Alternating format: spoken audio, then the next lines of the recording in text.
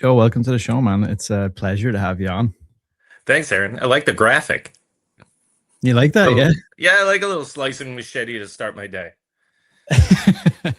um, okay, so I guess with everybody I talk to, I try to go back to kind of the start of everything. There's lots of stuff I want to dive into with you. Sure. I suppose, I guess specifically, can you remember your first experience with the horror genre itself? Or maybe even sometimes I find that answer includes something that's maybe not straight horror. Yeah, I mean, horror for me has always been prevalent, in my filmmaking and film going life. It's just been a real part of me. And, I remember because for me, growing up in the 80s, cable was a big thing, like HBO and Showtime and things like that. And one of the things that happened is you'd see things you probably shouldn't, right? So I'm like 12 and, I'm watching Evil Dead and, Buried, like just all these films that I found spectacular. One of the first movies I really remember seeing and it being like, what was definitely Evil Dead. And I just remember being absolutely, I can't remember if we rented it or if I saw it on cable, but that definitely made a huge impact just because I had seen a lot of horror up to that point, but the way Sam Raimi presented it in that highly kinetic, comedic, gory way, I had never seen before. So that really sparked my interest. And I had always really been into filmmaking. So that part of it also because, I was introduced to Fangoria, and when I found Fangoria, that was such a big piece for me because Fangoria opened up the whole world. You saw how the effects were done. You were able to almost like get a peek into a society that you weren't supposed to. And I felt like I was a part of it when I read that magazine and that I could do it and I could, really kind of explore it more because here it was laid out in front of me. They just made a mask. I could do that. So it really opened up the world. So like Fangoria and, just all those kinds of magazines really, really definitely were the big start of me loving horror. And I suppose before we move on from that, you mentioned Fangoria, and there's something that's currently ongoing. Do you want to speak a little bit about your most recent? Oh, From what I sure. believe, is your first of many collaborations or work with Fangoria by the sounds of things. Yeah, Fangoria and I are definitely getting to know each other, and we're going to be working on a bigger project moving forward. We just did a collaboration because we're kind of feeling out the whole thing, right? The food meets the horror, which I think they go hand in hand. You can have a great meal by yourself and it's fantastic. You can watch a horror movie and you'll love it. But if you watch that horror movie in a theater with a whole bunch of people, it's Yeah. kinetic, it's electric, right? The it crackles. And it's the same with the meal. If you're sharing a meal with a whole bunch of people, that meal that you loved becomes something completely different. And I felt the same thing, right? Being a chef and being a horror director, give me a pan, give me a saute pan, or give me a camera. They're both ways to create, and they both are built, in my opinion, to share. So they had so much in common. When I got together with Fangoria, we saw a lot a lot of similarities, and that's where the path really started. So the one we have up now on Fangoria is I did skull calzones, and you can tell that my whole thing was like I'm a horror fan. Yeah. So and a filmmaker, you can like that's the chef and the filmmaker and the horror are all ingrained in me. They're all one. So it became very natural for me to do things like that. And we have more collaborations coming up that the food really does meet the horror, and it's supposed to be fun, and it's supposed to be filled with fun references. And where I think horror is so misunderstood is that you say horror and people think gore and blood and death, and it's not that. the community in horror is one of the nicest, coolest communities I've ever met. And there's so much depth to horror. And there's so much, and you can see it this year. It's starting to turn the worm with Sinners being nominated. 16 nominations is no joke. And that's, I think it's starting to get a little more due respect. The community's definitely building up. The conventions are huge at this point. And I love that I'm able to share what I love to do with food and be a part of that.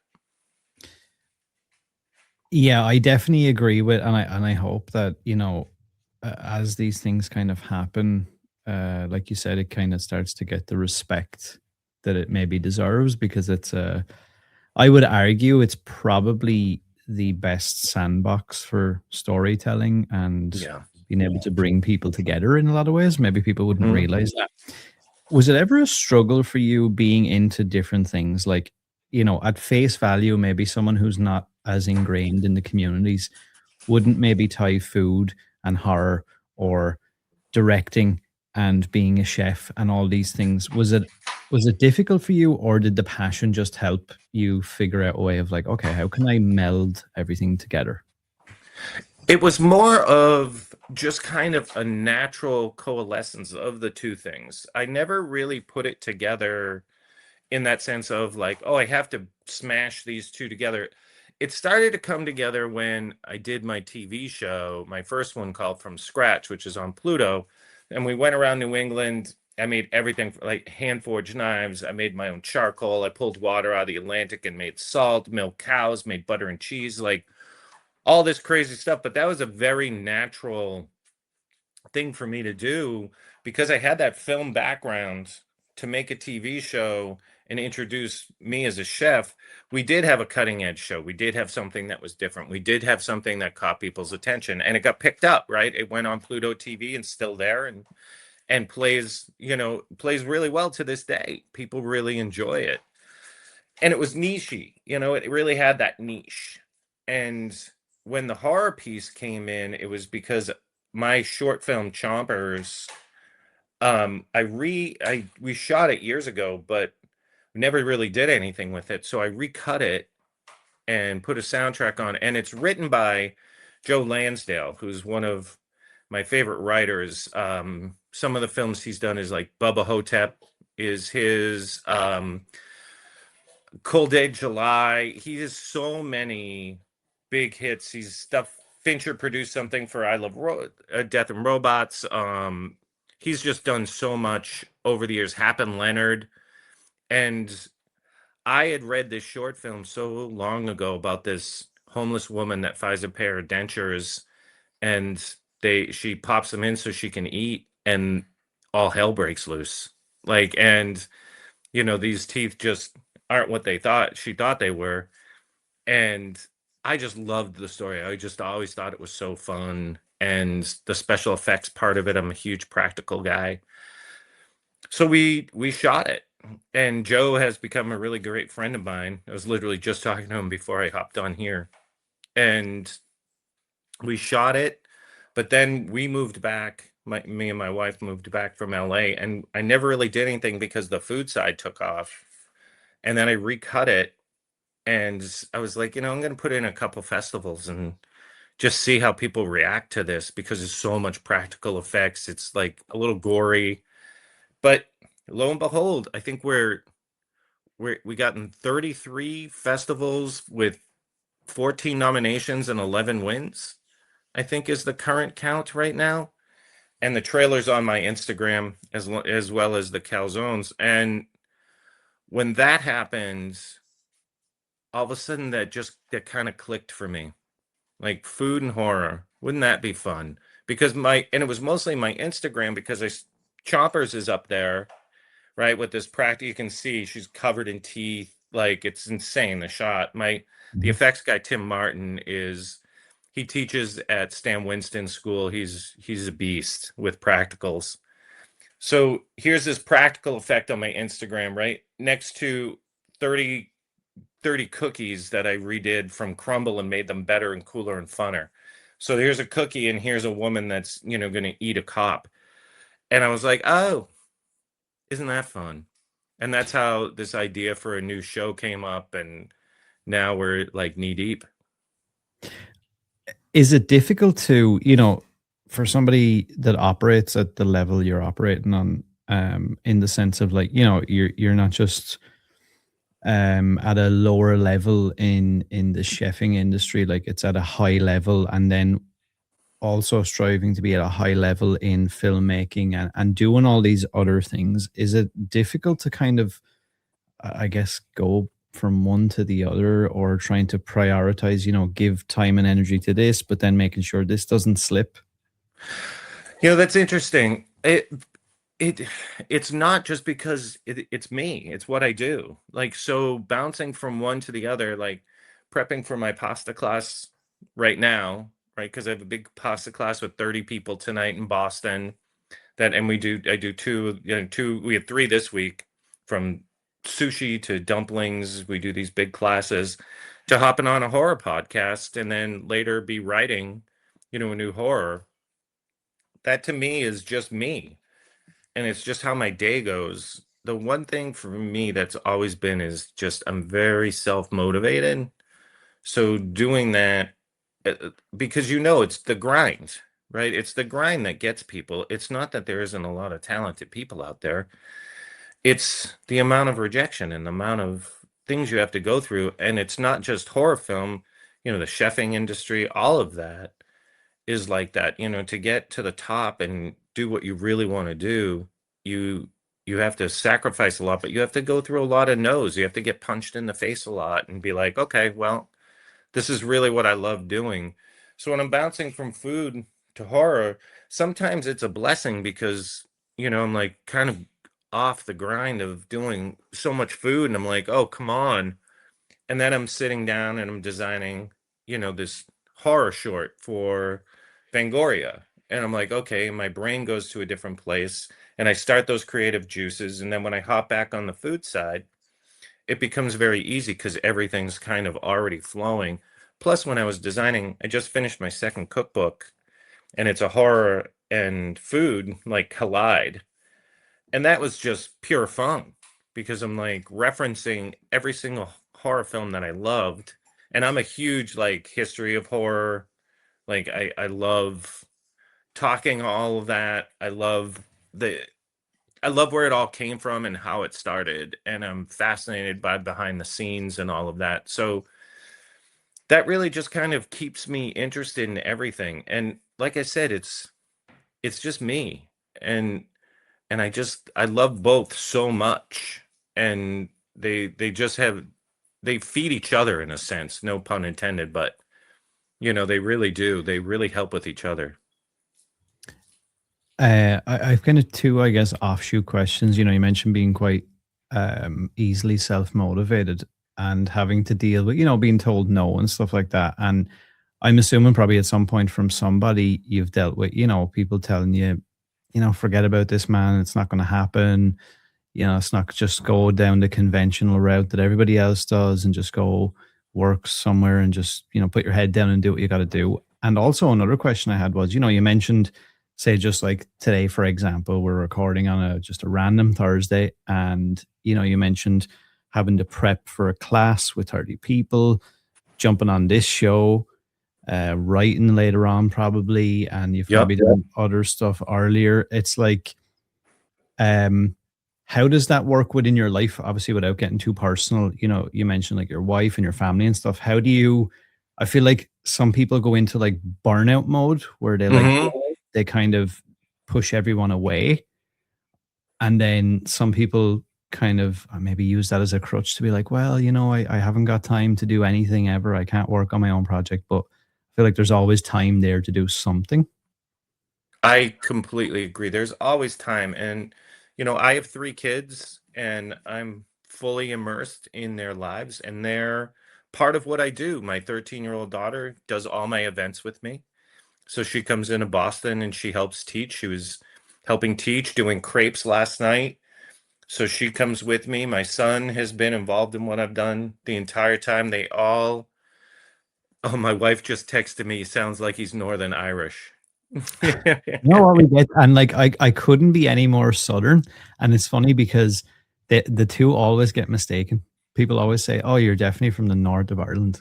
She just It's texted funny me that back. like we're at opposite ends of the country, but the accent apparently sounds exactly the same. Yeah, yeah, I wouldn't have known either. But to get back, my family's fully involved in what I do. My wife had produced my last show. Um, and I'm part of their life. Like this is what I do all day.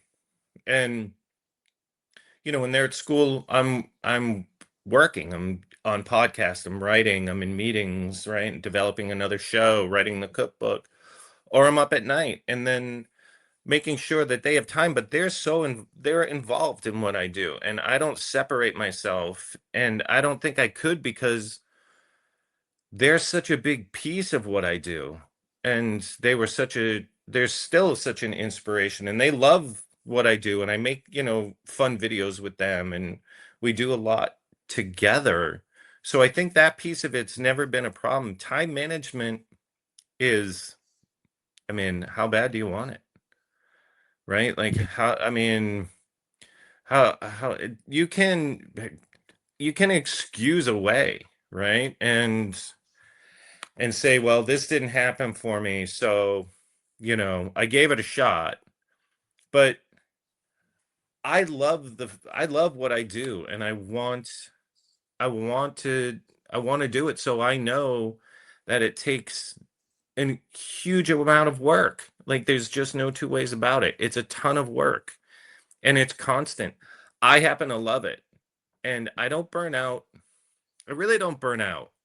Because I really love what I do, and it's just all my friends are filmmakers, right? Or chefs. So like I'm always talking about it. It's always a part of what I do, and I really love it. Like tonight when I get home from my event, I'll probably end up at like 11 at night watching like a documentary on like the making of The Exorcist, right? Because there's a like I'll probably find something, and then I'll be like, oh, that actually is kind of a good idea. I could do this on a show for it.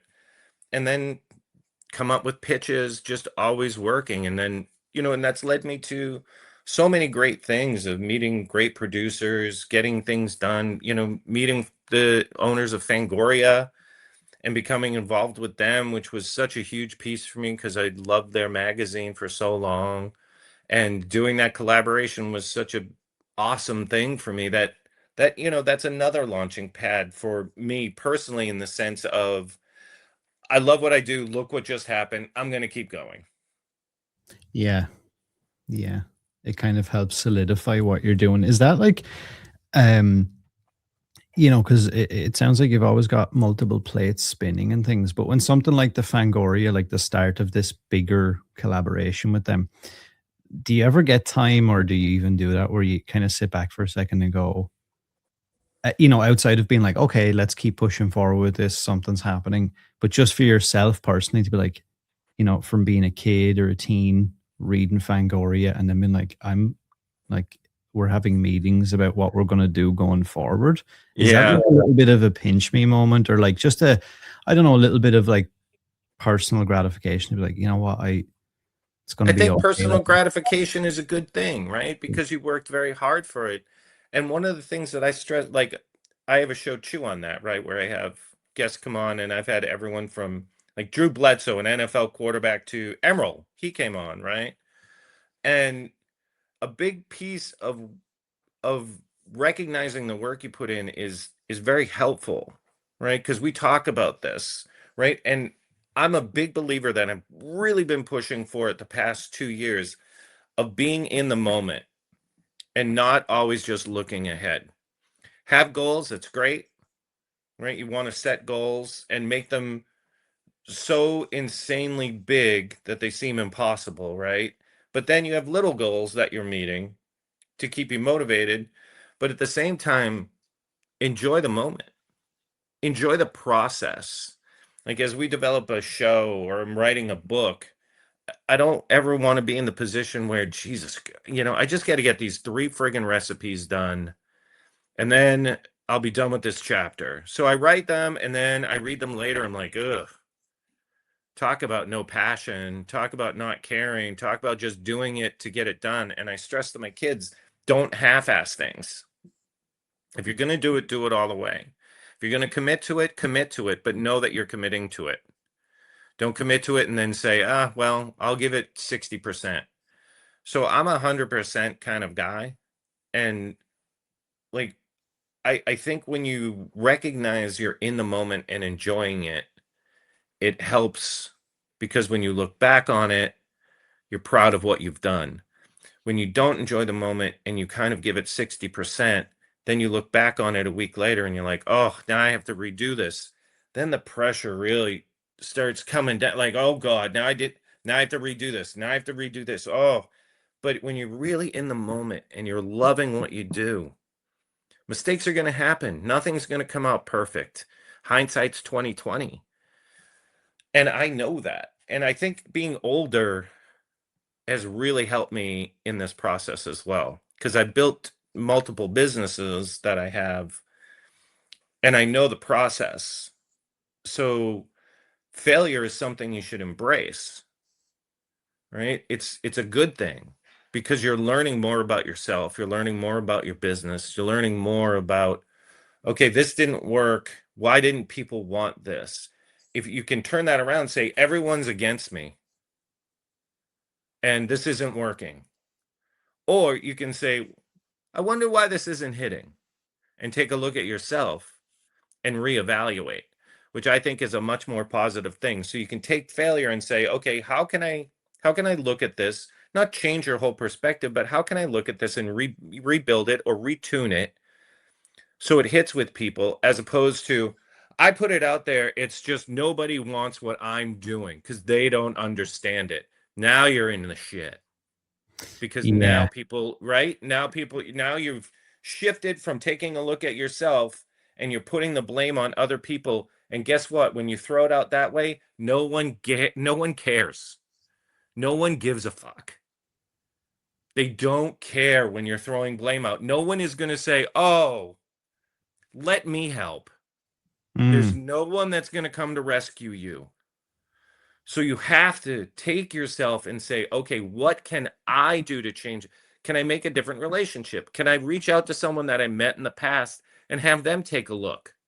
Maybe they'll come up with an idea. Maybe I'll run it by my wife and see what she thinks. Maybe I'll get a different perspective. And then I can adjust what I'm doing, because I'm the only one that makes a difference. If I fuck up in a meeting, I have to repair it. If I don't get that chapter written, that's on me. If my kids got sick and I couldn't write the chapter, guess what? That's still on me. I don't shift the blame and say, well, my kids got sick, now I can't do it. I step up and I'm up at 12, at 1. Do I want to be? Not all the time, no. But that's what it is, right? That's how you bring your work to the next level. Blame is very, very easy, because who doesn't want to stay in bed, Yeah. Yeah. Yeah. It's right? yeah. And I feel like, what you said there, I feel like I've gotten a really good radar over the last like 4 or 5 years for things that I feel like there's passion behind, and then just something that like people phone in. I can tell the difference if I don't know, if I read an article, if I read a book, if I watch a movie, if I watch a short, I can tell the difference between somebody who's doing it to maybe, oh, I saw somebody on TikTok do it and it looked cool and now I'm going to replicate it and it just comes off really bad. And I Yep. always hear people talk about I think this is a really important message as well for people, because, they assume that they try something out for 3 months and it doesn't work out. And I'm not a millionaire and I haven't got a million followers on Instagram. And I guess it's, oh, that's the end. Who cares? And it's like the amount of people I've spoken to that are like, yeah, it's the 10, 15, 20 year overnight success. So everyone thinks, oh, Joe's doing Fangoria and Joe's doing this and Joe's doing that. And he's got all these shows in development. He's doing meetings. And it's like, yeah, like you motherfuckers forget I've been working for my entire life up Yeah. until this point. You're only seeing like, the highlight things that everyone wants to see, but you forget about, like you said, all those late nights. Kids are sick. This is wrong. Wife is not well. Something's going on with work. Something's going on over here. You have to continue to move. Yeah, you have to be moving forward 24/7, right? Like that's what it is. The minute you're stagnant, you sink. And when that happens, it's very hard to recover. And for me, it's that perpetual motion of going forward. Like, even if I get to write a page, like I wrote one page today. Okay. Like, I didn't get everything done. I'm not going to kill myself for not getting 5 pages done, because who knows, if I do that one page, the next day, it might spark the idea that I do 10 pages. And I really do believe, that that's what's gotten me through, because that night, I love the work. I love the work. I really do. I love writing. I love developing shows. I love cooking. I love cooking for my family. I love cooking, I love being in front of, 50 people and doing my classes and showing people how to, pull fresh mozzarella. Like, I love all that, and I love interacting with everybody. And the challenge of it keeps me going. I mean, it really does. I love a challenge. I love, like, and especially if someone says you can't do that. Yeah. I Oh, was I'm just like, gonna oh say. God. I'm like, did you just throw that down at me? Because now, like, when I developed my first show from scratch, there was so much pushback from people saying, no way, like, who's gonna watch you grind flour? Who cares? From these people in the culinary industry, right? Like, no one's gonna care. I don't care that what you think, because you know what? Even if you think, let's say we're talking, Aaron, and you think it's the greatest idea in the world, right? And then I talk to the next person and they think it's the worst idea in the world. Does either matter? Yeah, yeah, that's a fair point. It doesn't. I don't need someone, like, I do a lot of podcasts, like, for myself too, right? I have my Mhm. show too. Yep. And a lot of it's about motivation and things like that. But I never I don't need a lot of support. I don't look for a lot of support. I don't need my wife hugging me and telling me things are going to be okay.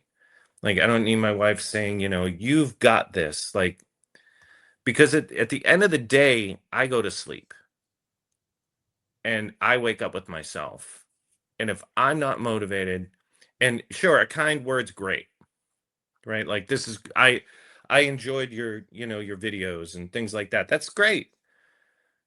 But I don't need any of that to work. And I hear a Mm. lot of that when I'm looking at other podcasts and things. Like, I don't get enough support from my spouse. I don't get enough support from my friends. I'm like, for what? You have to do the work. What are they going to do? Your homework for you? Like, I just, the blame game gets me nowhere. And my kids have followed suit, and they're all hardworking. They're very independent. And I like that because I laid that foundation for them. Because support, like I said, it's nice. But if everybody likes the show idea, it doesn't make the show Yeah. go. Yeah. I still have to get the producers. I still have to make sure that the idea is right, right? We have to get the funding. We have to get the tax credits. Like, we have to, all of that still has to happen, even if everyone says it's the greatest idea in the world. But if everyone said it's the worst idea in the world, it's the same situation. I don't care what your opinion is, literally, good or bad. If you think it's a great idea, that's awesome. Thanks. I I do too. That's why I'm spending 50% of my life making it and using my all the connections I made for the years to get there. That's why, because I really believe in it. And, like, when I doing, like I said, with from scratch, people just saying no one is gonna watch that. These are people that I respected. No one's gonna watch that. That's Who's gonna watch you milk cows, right? And then it gets picked up, which is that moment. That was a great moment, right? It gets picked up for distribution, which is, once you make a TV show, getting picked up for distributions, that part where you're like, holy crap, like, people are going to see this. And people found it, and people really enjoyed it. It was niche. It was a smaller audience, but I don't care. That's what I like. I don't want to be like, and like, I'm not dissing them like Guy Fieri or Bobby Flay and stuff like that, but like, I think they're awesome at what they do, but that's not what I want. That's not what I'm looking for. And when you're talking to people about shows and things, they think, oh, he wants to be Guy Fieri. That's impossible. I'm like, you have no idea what I want to be.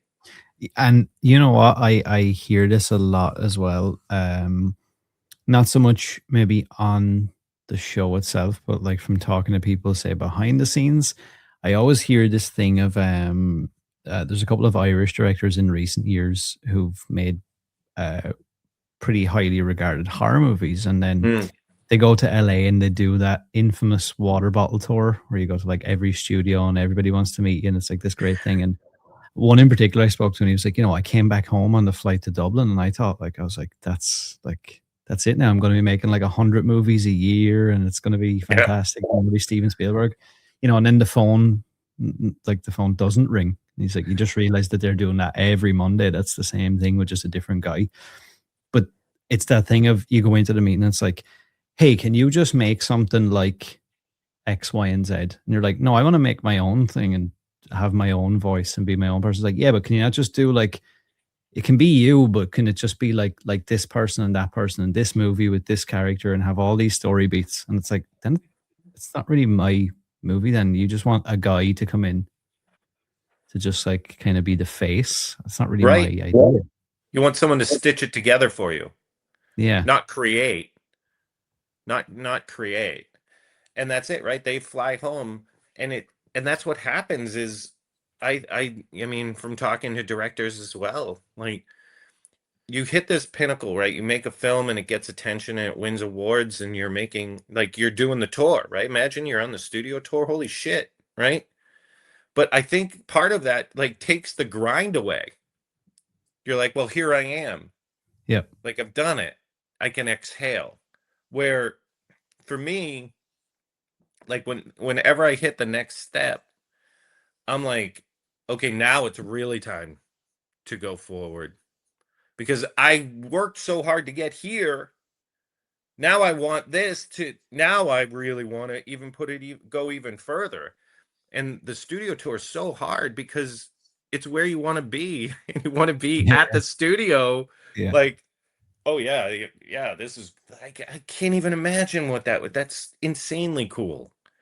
But you have to it they're going to want you to make Scream 7 your way or Scream Mm, 8, right?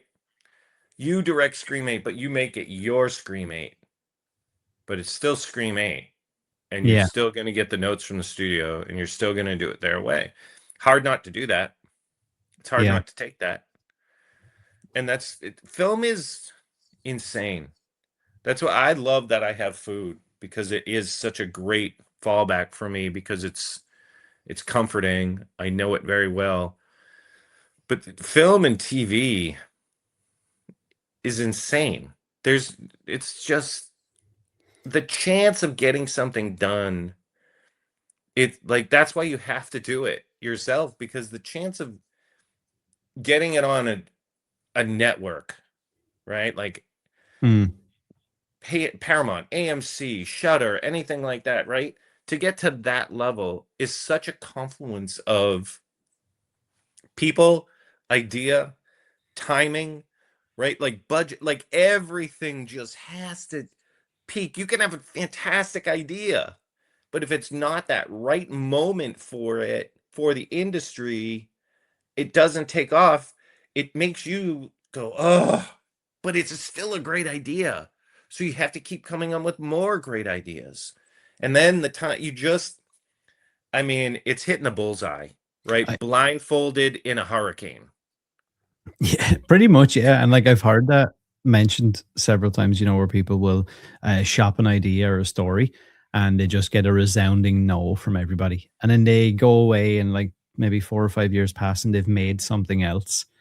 And then they get talking to some of those people that said no the first time around. It's like, hey, have you got anything else? And it's like, well, I had this movie, but you guys passed on it. And it's like, oh, let me take a second look. and I haven't changed anything with the story, but now all of a sudden this story is really good and everything works out and the timing is perfect, and now we're making it again after everybody passed. I So love that. yeah, I do, and I like that somebody sticks with it. I just have one or two more quick questions before I let you go. I honestly, I probably have a million questions. You know, you mentioned, you know, about people playing the blame game and Mm. maybe seeing a version of success or whatever they think it is, and I don't know, maybe convincing yourself that that's something you want to do, and then when the grind and like the real work sets in, people start to fall apart, especially younger people, I feel. And it made me think, you know, has social media got a lot to answer for off the back of things like that? Because it presents things in such a way that, like, you know, oh, everybody can be an author, everybody can be a chef, everybody can be a, and it's like the reality is, unless you put in tons and tons of work and sacrifice and all this stuff, none of that exists. It's fine on TikTok for a 30-second clip, but like, it's not the reality. The question I wanted to ask was, you know, you've been in these industries for a long time and around a lot of these people, both in the culinary aspect and in filmmaking. Um, how would you say social media has changed things for you, I suppose, professionally? Because it seems like you've kind of slipped into it quite well and you've found your voice, whereas I find a lot of people kind of struggle with that aspect of, you know, how to go about social media, how to use it as a tool rather than let it be like a pair of handcuffs, maybe. Yeah, yeah. And I mean, social media is interesting, right? Because I had no idea there was that many chefs in the world. But you know, it's an interesting dichotomy. I love social media. I think it's super fun. I use it for what it should be, in my Yeah, opinion. Like I yeah, don't, you know, you'll never see me doing politics or complaining about something. Like I just don't use it that way. That's interesting you say I found my voice because for me, like I know people that did struggle, but I've had a lot of great friends that are big creators on the show, and you know, talking with them, you really do have to find your voice. That was a great point. Like you have to figure out what you're trying to say. And I know for me that social media wasn't hard for me to adapt because I had the filmmaking background. So storytelling was something I've always done, and that's all social media is storytelling. Like it's just small clips of storytelling. Like I'm not some million, you know, follower creator, but you know, I have fun following, you know, and I have fun videos and I make what I love to make. And I do think social media, if there's the problem with social media is the younger kids think I'm going to make this so it will go viral and I'll be a star. That's it. That's all they want. They don't care about story. They don't care about anything else. They don't care if it's a lie, which so much of social media is, right? It's just a presentation of what you want people to see. Let it be rage bait or let it be that I have this perfect life. And you know, 99% of the time, 6 months down the road, you find out it's all bullshit, right? That's the way it is. For me, I use it as a tool to connect with people that are like-minded and that just want to enjoy social media for a way to tell stories.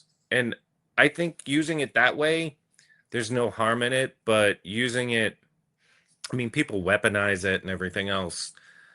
I think the bad thing is that people just want to be famous, and I don't think they understand like what fame even is and what it means and what the repercussions is, and that it's not even real, right? Fame isn't a real thing. It's stupid and it can turn on you. It doesn't care. And just because people recognize you doesn't make you important. It's a weird thing. Like I feel like everyone's trying to just make something that's viral. It's let's make yeah, viral this, yeah. viral that. Let's outdo the next person and do this viral thing. And for me, I found a voice just because I love telling fun stories. Like when I'm making a cookie, I want it to be fun. I want someone to be like, all right, that cracked me up, and there's film references in it, and there's film clips, and it's just kind of insane fun. It's the same exact voice I had before it came along, and I was just doing it in Super 8. Mm, yeah. It's funny, you mentioned people just wanting to be famous, I guess, or have social media to be famous. And it happens a lot. There's a creator that I know from over here that during COVID, like everybody, they started posting online and stuff, and he just happened to it just took off, I guess, at the time, when everyone was in lockdown, and he got like 1.1 million followers in the space of Wow. like 5 or 6 weeks. And like he still, so if I look at his account, he still has that following now, but Hmm. now it's gone away.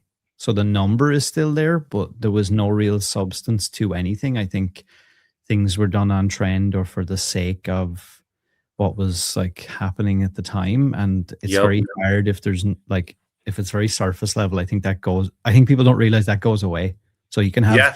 someone told me, I can't remember the exact quote, but it was like the idea of, would you rather have a million followers or whatever you want to call that on a social media platform, Instagram, let's say, and 1% of them interact and actually have any interest? Or would you rather have 10,000 people and 9,000 of them are dedicated and into what you're into, and they Yeah. like to converse with each other and message you and converse with you and share ideas?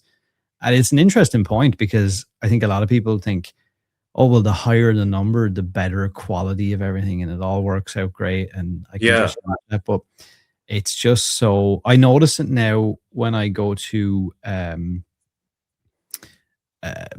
events, premieres, things like that. And it's a very weird one. I listened to Jamie Kennedy talk actually last Yeah. night. Yeah. He put out an episode of his podcast, and he said, I'm just addressing, people were asking why wasn't I at the Scream 7 premiere? And he was like, the reality of it is I wasn't invited. Hmm. Nobody told me. Nobody told Rose McGowan. Like, we didn't get any. And he's like, and that's fine. He was like, I don't, he was like, okay, my ego was a little bit like whatever, but he was like, I get it. Like, I haven't been in the movie since I've been in the franchise for 5 movies now or whatever. And he's like, that's okay, fine. He's like, but then I go on social media and I see like that all these people that have no interest in film or anything like that, they're not even in the entertainment industry in that way, are at this red carpet event. And he's like, it's just a bit of a kick in the teeth sometimes that's where Yeah. we progress to. We don't bring the people from the communities. We just bring in other people because some PR company took over. And it's like, yeah, just bring all these like people that don't have any interest, they don't care, bring them in, fly them into LA and do a big thing. And I guess I don't know if that's like the way things are now, but I can't help but feel like at a certain point, everyone's bullshit meter is going to start going off and realizing, oh, this is all just inflated numbers. This doesn't actually do anything. We probably should just Yeah. focus on who it's for. Like you said, you're not going to try and appeal to everybody or like be everybody's friend and everybody's cup of tea. And you are who you are. You're into what you're into, and your people will find you. Yeah, and I mean that's such a great point, right? And I think Jamie's completely right, right? Like no, he should be a little offended, I think, because he's a part of Scream, right? Like you think Scream, and I Yeah. think, Matthew Lillard, Yep. Jamie Kennedy, like all of those, right? Skeet Ulrich, like just all of them, Nev Campbell, like it just Courtney Cox, they just come, right? Like, Yep. and then for me, you keep that alive, because I think keeping that alive is a huge piece of it. I find that in documentaries now, when I watch so many documentaries on film and horror and everything. And 10 years from now, people will say, why didn't we have them there? Mm. We should have had them there, right? Everyone 10 years after they should have done something. It's in all the docs, right? You see people like, we should have had so much more respect for Jack Pierce, who did the Frankenstein makeup, right? Like, and now, 60 years later, they're like, oh, we love him. I'm like, well, we should respect them now, like, because they're a big piece of it. I know that, the companies for Hollywood, they want it seen. So they get creators that, like you said, aren't film, don't have any interest in it. They just want to go and stand next to a star and put it on their Instagram so it gets more likes. but I think the horror community really does come together, and I think I, I'm always looking for community. I think everyone is, right? Community is such a big piece of it. I used to think film was one thing, and it's morphed over the years, but now with film and food coming together for me, I realize it's all about community. It's this right now.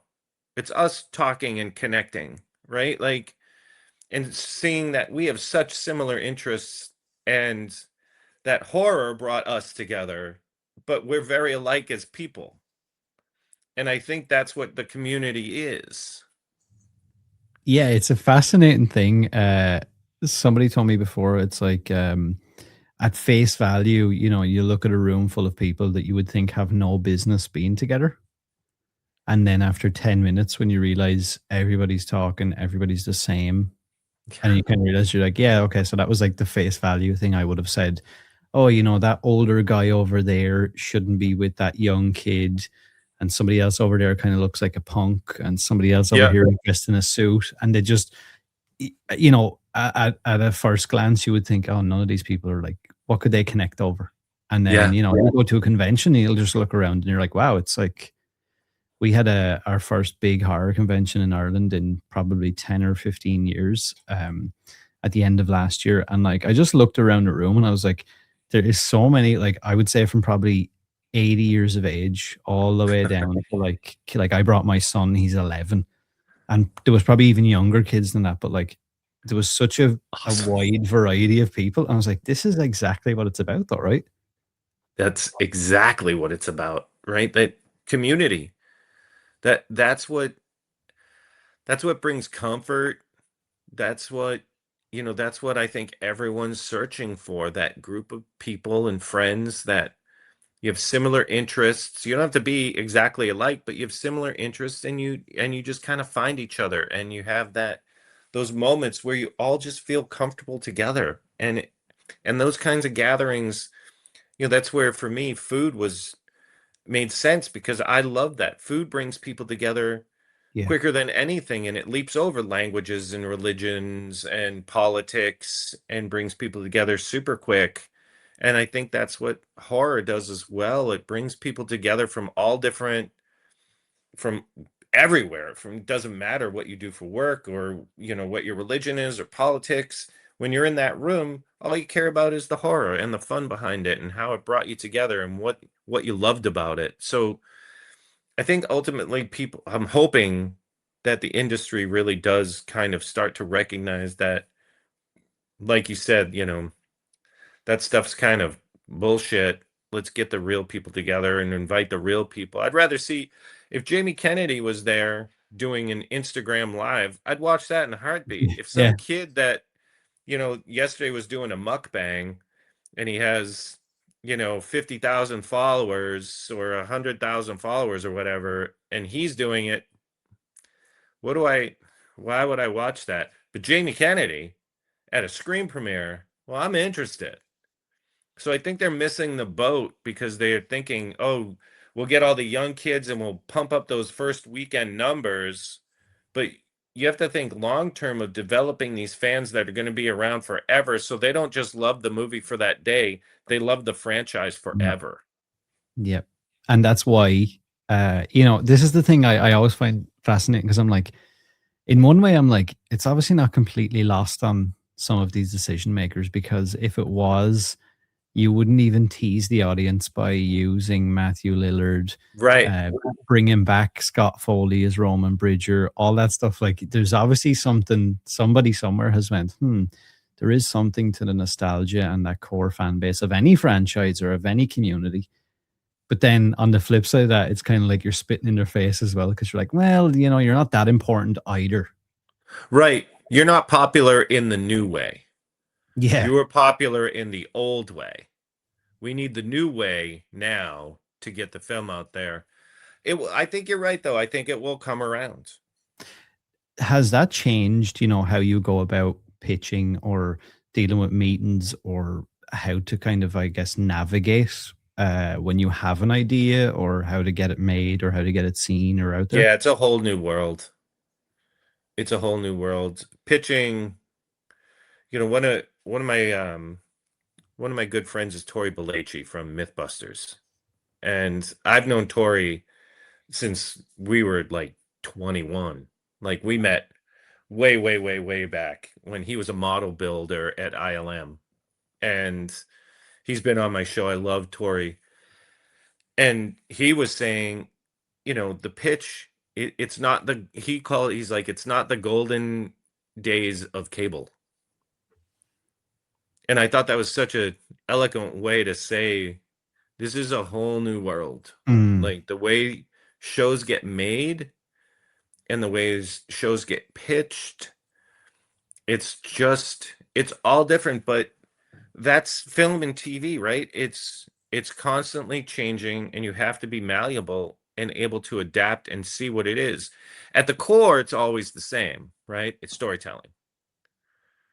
But to get it seen, it's all different, right? Just like it was from, you know, you get a show scene and you're on, you know, Ed Sullivan, right? And mm, there's 5 cameras and 6 billion people watch it at live at once. And if you miss it, that's it, right? And then next thing you know, the VCR came and yeah. that changed everything, right? And then horror found its footing because instead of being showcased at like an X cinema, right? That they couldn't get distribution for it or wide distribution. They're opening up in 100 theaters in New York and, you know, LA.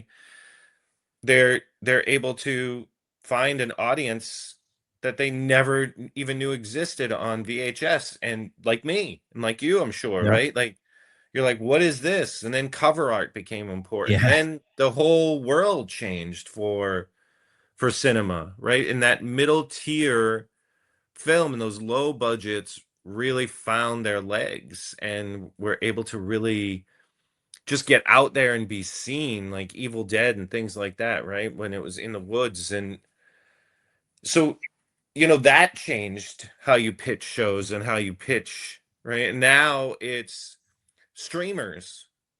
And how do you get on a streamer? And, you know, what's your budget? But, you know, your budget needs to take this into consideration and you have to come with a built-in audience. It's not like before where Yeah. you have a show and you have to find an audience, right? Like you build your audience. Now, because of creators, you need to come with a huge audience. Or even if your idea is good, that the package has changed. The way they package things have changed. Do you have a process for, you know, how you go about creating ideas or anything like that? Or like, do you actively sit down and take time to try and develop, or do you just kind of live life and let the ideas come naturally? I think it's a combination of both. Like sometimes I'm just sitting there, I'm like, oh, this would be, you know, because I developed a lot of shows that all didn't go, right? I developed one that went, and I have a list of 50 that didn't. And I'm always looking for something that speaks to me. And what's happened is it's kind of that pyramid effect. I was creating things that you know, you think would sell, and then you hope would sell. And then I'm just going to create something that I like at the top. And that's when you find things kind of, I mean, it could have gone the other way too. You just never know. I suppose then looking forward, you know, to bring this to a close, you know, looking forward for you, what Yeah. does, you know, you mentioned having small goals, having big, huge, kind of lofty goals. Is there certain things that sit atop your like bucket list must do's? That's interesting, Aaron. Um, Creatively, I guess, is what I'm asking, you know, like from the creative space or professional space. Like, is there things that you feel like, you know, I must achieve this, or I must give my everything to try and to tick this off? I'm yeah, I mean there's a couple things you know, like I want to get shot in a John Wick film. So I die in a John Wick film is something that I always want Pretty to good do. one. Um yeah, creatively I really just want to keep I guess the big thing for me is I just want to keep doing working like I am. Like I love working, and as it grows bigger and bigger, I try to keep my goals in check where I don't want to make it about like the size or anything like that. I guess that's a really interesting question. As long as I can keep creating and being creative like I am on a daily basis, I feel like every day I'm creating and doing things that I love. And that's the win. If I can reach a bigger audience with it, I think that's really my ultimate goal, is reaching more people that I think are like-minded, like today, right? Like one step at a time. But as long as I'm able to really keep creating and being an artist, I feel like that's my biggest win. If that went away, that would, yeah, that would suck. Like, yeah, that would suck.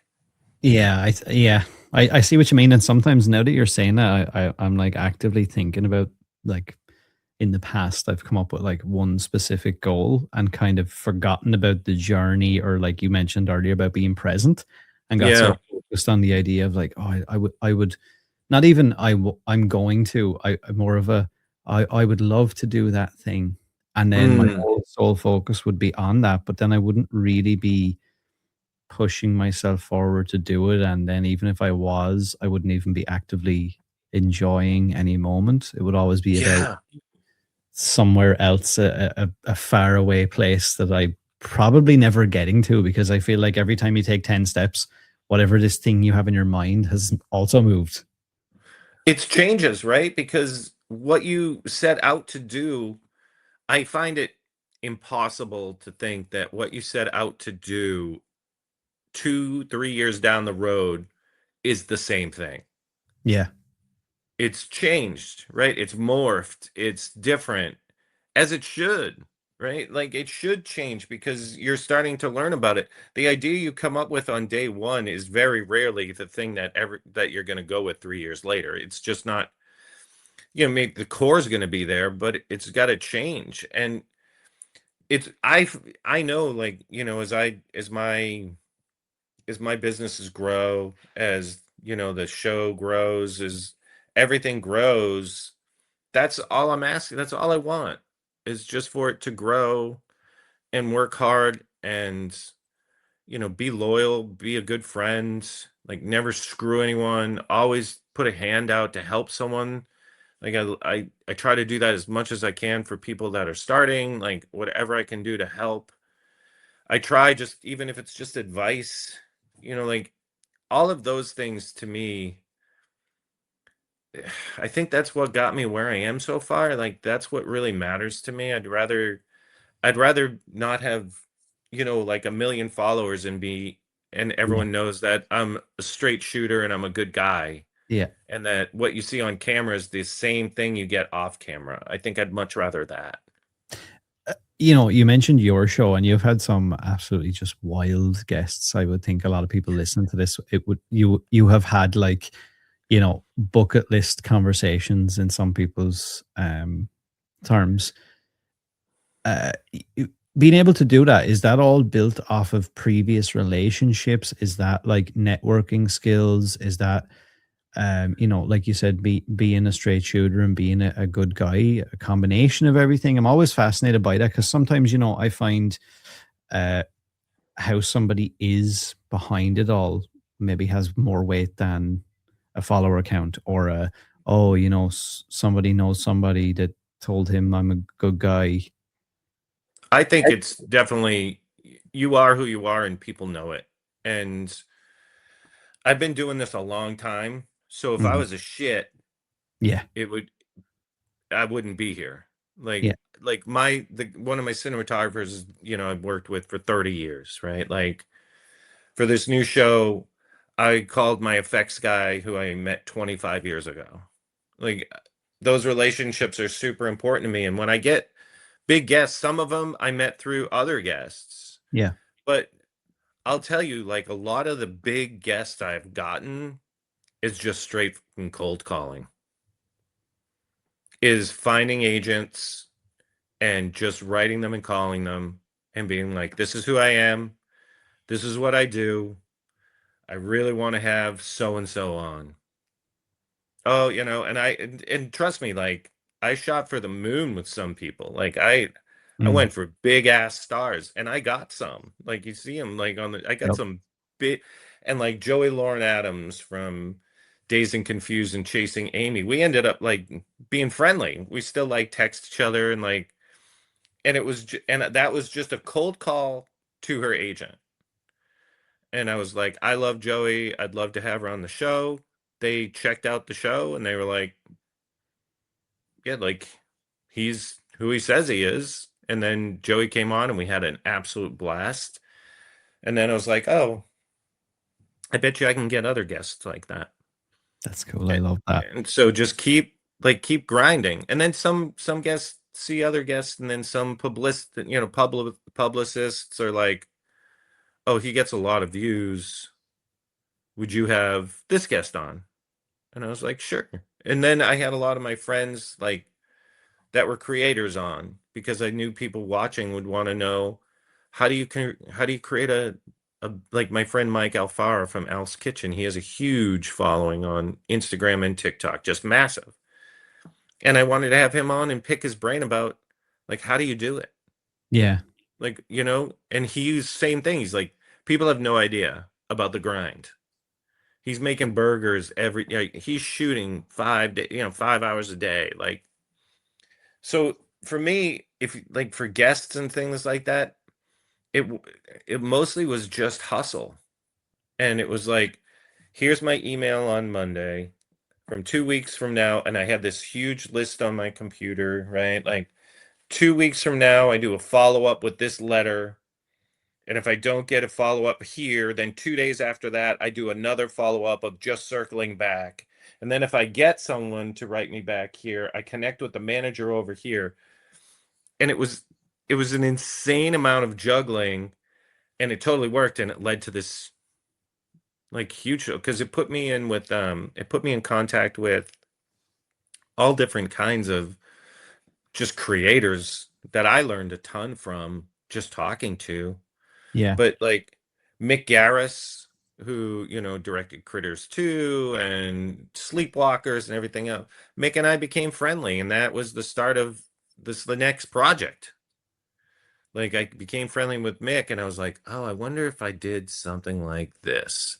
And next thing you know, right? Like here I am doing collaborations with Fangoria, right? Swing for the fences. Yeah, it's such a cool thing, and like I've definitely, on a smaller level, have also gotten things like you said. It kind of all starts to just work out from Yeah. constantly putting yourself in front of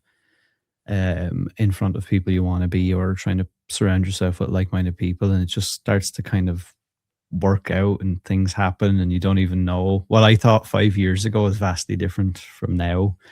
uh, Right.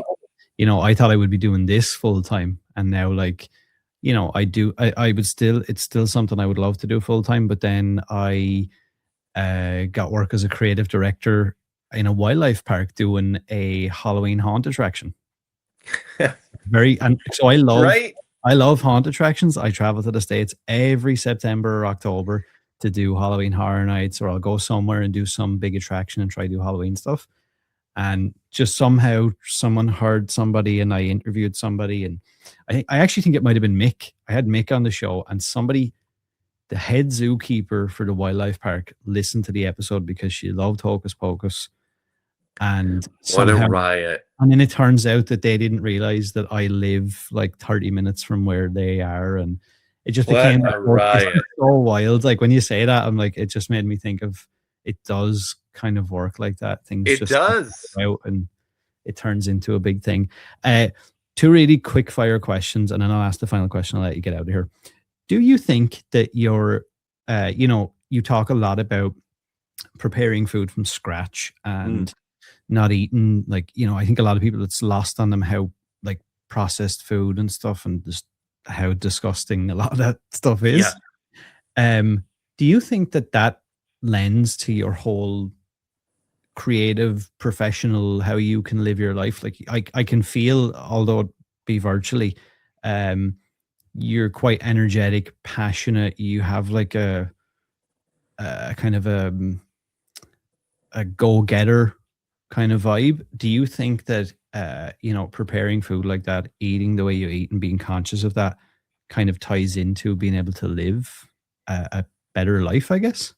I mean, yeah, in a way, yeah. I mean, I that part of it, I think that part of it is just a bigger scope of that I'm extremely disciplined. I Yeah. think that really is what it boils down to. I'm just extremely disciplined from in everything I do. Like from working out, right? And like because I'm around food all the time, so I have to constantly be, fighting that battle. But like I'm just super disciplined. I don't need structure. That's why I've never needed to work in an office, right? Like Yeah. that kind of structure actually freaks me out. Like I can't be around it.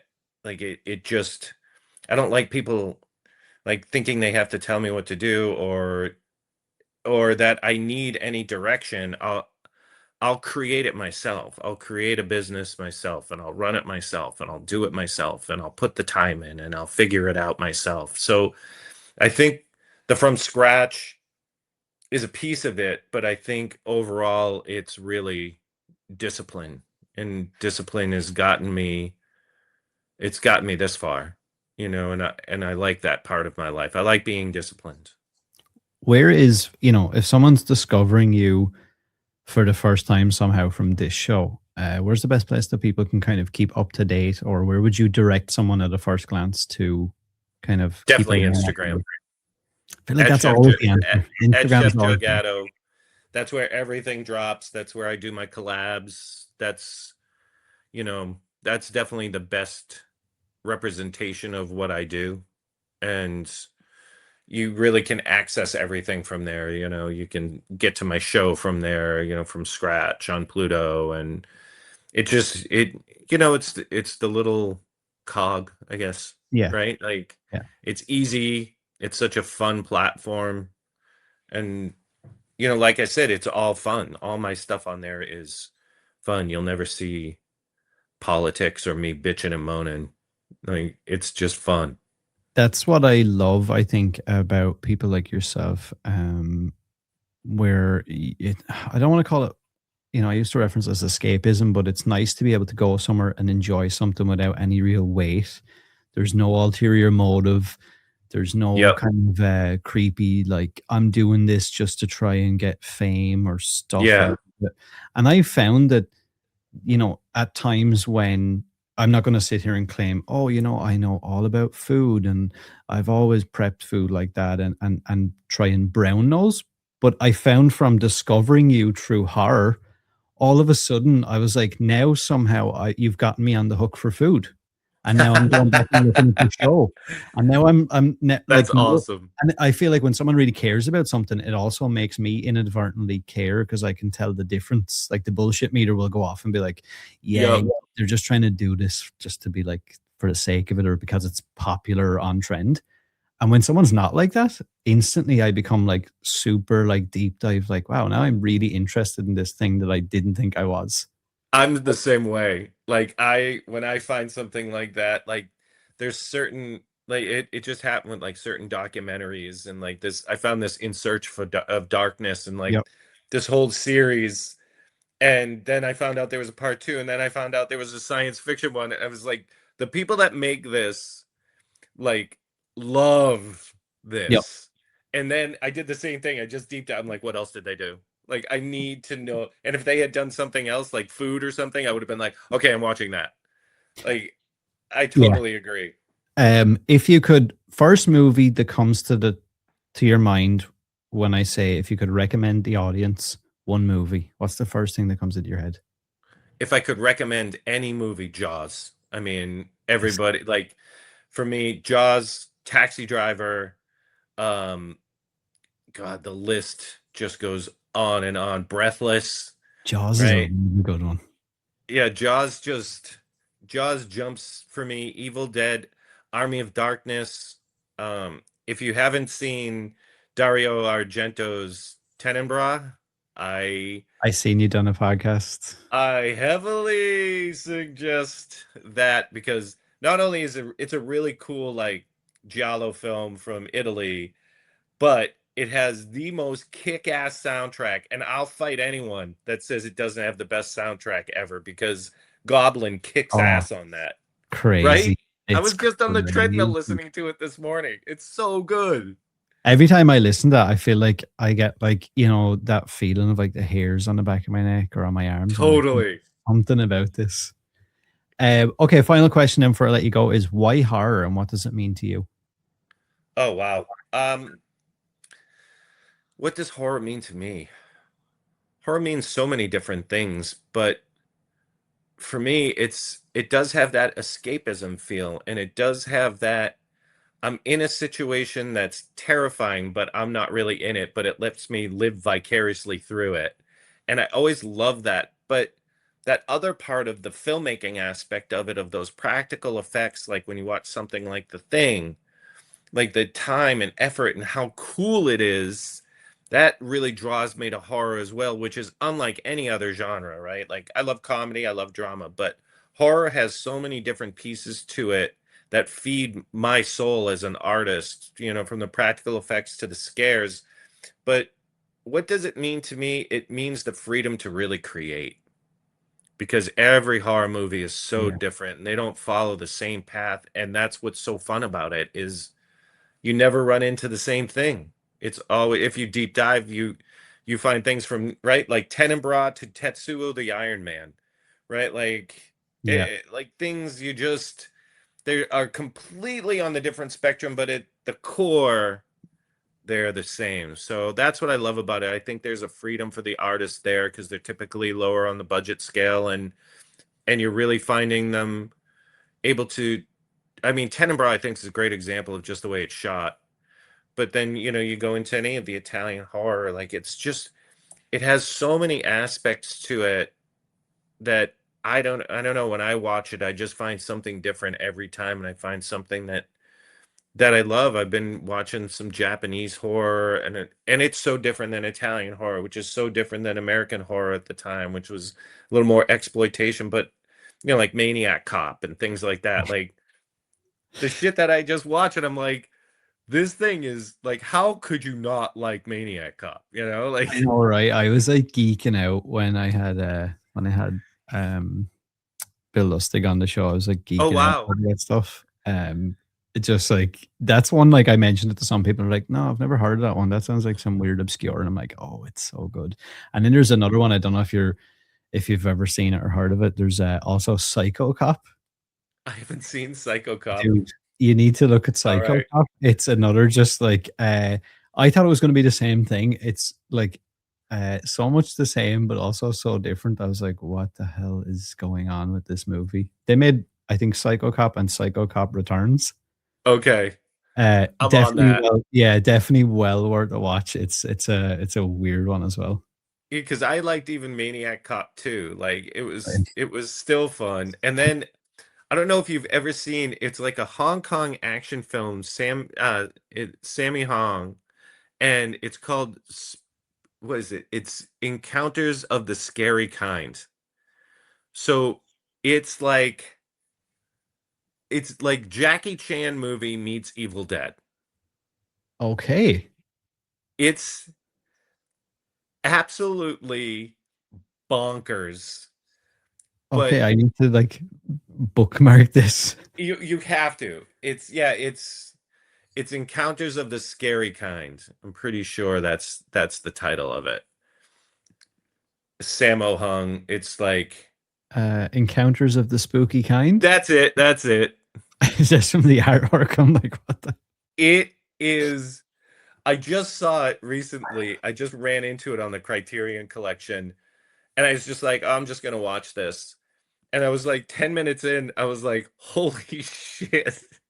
It's got like hopping vampires. It's just It looks wild. insanity. You're gonna love it. It's so fun. I know what I'm gonna watch tonight. Yeah, you're gonna love it. Joe, it's been an absolute pleasure. I would love to do this again, maybe at the end of this year when you've got some more stuff that's kind of out in the world that we could talk about.